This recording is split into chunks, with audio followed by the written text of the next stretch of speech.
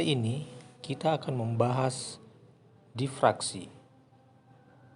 Difraksi atau disebut juga lenturan adalah kecenderungan gelombang yang dipancarkan dari sumber melewati celah yang terbatas untuk menyebar ketika merambah. Jadi, dengan kata lain, difraksi merupakan pembelokon cahaya dari sekitar penghalang atau suatu celah. Contoh, jika muka gelombang bidang tiba pada suatu celah sempit atau lebarnya lebih kecil daripada panjang gelombang, maka gelombang ini akan mengalami lenturan sehingga akan menjadi gelombang-gelombang setengah lingkaran yang melebar di belakang celah tersebut. Peristiwa ini dikenal dengan istilah difraksi. Jadi, dengan kata lain, difraksi merupakan pembelokan cahaya di sekitar penghalang atau suatu celah. Jika penghalang celah yang diberikan oleh lebar, maka difraksi tidak begitu jelas terlihat. Muka gelombang yang melalui celah hanya akan melentur di bagian tepi celah. Dan jika penghalang celah sempit, yaitu berukuran dekat dengan orde panjang gelombang, maka gelombang difraksi atau gelombang akan sangat jelas terlihat.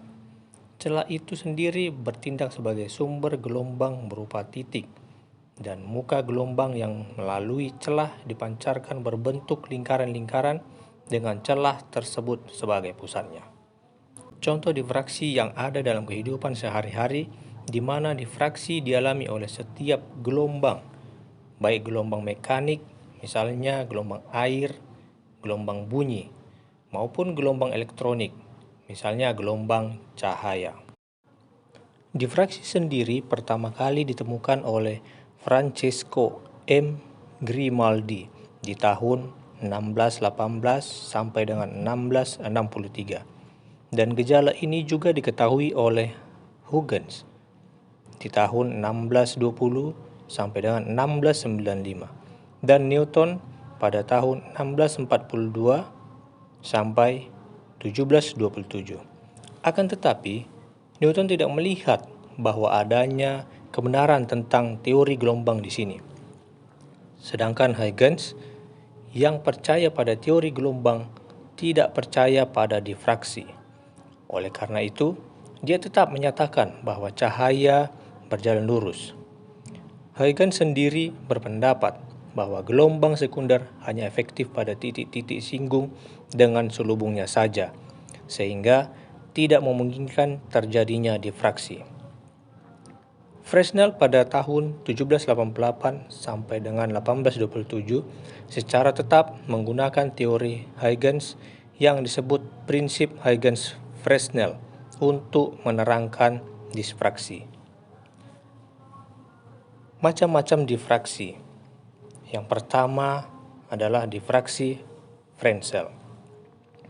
Difraksi Fresnel terjadi bila sumber gelombang dan titik pengamatan yang berada dekat dengan lubang atau penghalang yang akan mendifraksikan gelombang datang. Fresnel number F merupakan besaran tanpa satuan. Terdapat pada optika dan pada beberapa teori difraksi. Fresnel number didefinisikan sebagai berikut. F sama dengan A pangkat 2 per L lambda. Dengan lambda merupakan panjang gelombang, A ialah ukuran yang memiliki karakteristik, misalnya jari-jari, dari sebuah penghalang, dan L merupakan jarak dari sumber menuju layar, di mana beberapa topik yang dibahas difraksi Fresnel adalah difraksi oleh lubang bulat, celah persegi, penghalang berbentuk piringan, dan penghalang berbentuk lancip atau tajam. Yang kedua, difraksi Fresnel. A. Difraksi oleh sebuah lubang bulat Fresnel. Menurut Huygens, muka gelombang itu dapat dibagi-bagi menjadi elemen-elemen permukaan yang berbentuk cincin-cincin dengan pusatnya di Q. Proyeksi titik P di bidang S yang merupakan muka gelombang. Maka, gelombang di P dinyatakan sebagai superposisi gelombang-gelombang yang datang dari setiap cincin.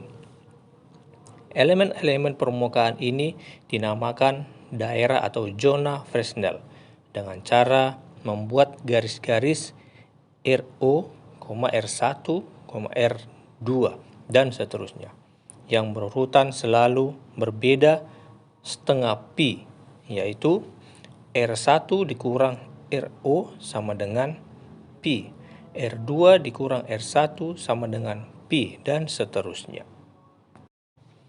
B. Disfraksi oleh piringan Fresnel. Jika lubang berjari-jari A diganti dengan piringan, maka ada kemungkinan beberapa daerah Fresnel tertutup oleh piringan, sehingga pengiriman cahaya ke titik pengamatan dimulai dari daerah yang tidak tertutupi. Pola difraksi yang terjadi sama dengan pola difraksi oleh lubang, tetapi bagian tengahnya yang merupakan pusat bayangan geometris selalu terdapat titik terang, karena titik terang ini selalu memperoleh cahaya dari daerah Fresnel yang tidak tertutupi. Yang kedua, difraksi Fraunhofer. Letak sumber cahaya dan layar jauh sekali dari celah. Berkas yang memasuki celah harus sejajar dan yang keluar dari celah harus sejajar pula, di mana beberapa topik yang dibahas pada difraksi Fraunhofer diantaranya adalah difraksi oleh celah tunggal atau single slit, lubang bulat atau circular aperture, dua celah sempit, dan kisi, yaitu celah banyak. Pada gambar 4 menunjukkan gelombang cahaya dengan panjang gelombang lambda didifraksikan oleh celah sempit dengan lebar D. Pola gelap dan pola terang terbentuk ketika gelombang cahaya tersebut mengalami interferensi. Beda lintasan titik P adalah D/2 atau sin. Beda lintasan ke titik P adalah D/2 atau sin theta, dengan theta adalah sudut antara garis tegak lurus terhadap celah dan garis dari pusat celah ke P. Apabila beda lintasan yang terjadi adalah 1/2 lambda, maka kedua cahaya, seperti gambar 4, akan saling memperlemah dan menyebabkan terjadinya interferensi minimum, sehingga pada layar terbentuk pola gelap. Jadi, pola gelap atau difraksi minimum terjadi jika D sin theta sama dengan N dikali lambda. N sama dengan 1, 2, 3, dan seterusnya. Sementara itu, pola terang atau difraksi maksimum terjadi jika D atau sin theta sama dengan N dikurang setengah atau lambda, N sama dengan 1, 2, 3, dan seterusnya. Difraksi celah ganda. Kita bisa lihat pada gambar, kedua celah ini sejajar, identik, dan sama-sama berjarak D. Masing-masing celah ini akan menghasilkan pola difraksi. Karena itu, intensitas pola diperkuat. Gelombang dari kedua celah ini nantinya akan berinterferensi juga.